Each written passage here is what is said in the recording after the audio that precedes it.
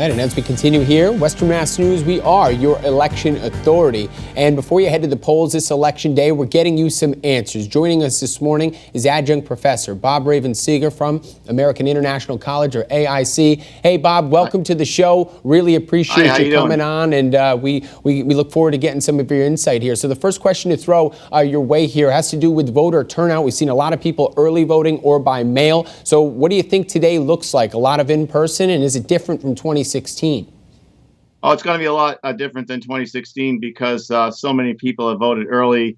About 90 million plus people, which was about 2/3 or maybe even 70% of the amount of people who voted last time. So it's a game changer.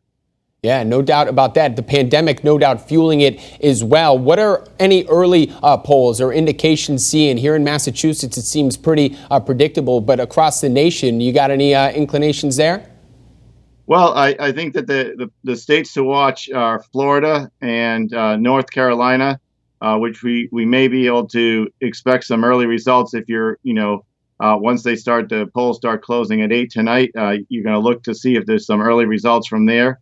Another one to watch would, of course, be Pennsylvania. I'm not expecting them to be done counting because they were basically forbidden to start counting until 7 o'clock this morning. So it might be some time before we get some results from Pennsylvania. Yeah, that's going to be interesting. I mean, the first time we've really seen that, at least to my knowledge, where there's just going to be this onslaught really come 8 o'clock. We see at least some early results. So we always hear as well, young voters, are they getting out this time around? What do you think today?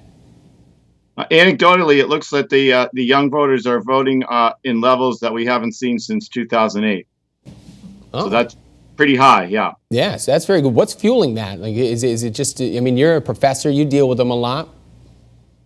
The students are very, very concerned with the state of the nation, and they are very engaged, and I see a very high level of participation. Most of them have already voted early. Some of them, because Massachusetts started to allow early voting on October 17th, so a number of my students have already voted. There's a couple who waited until Election Day. Very good stuff.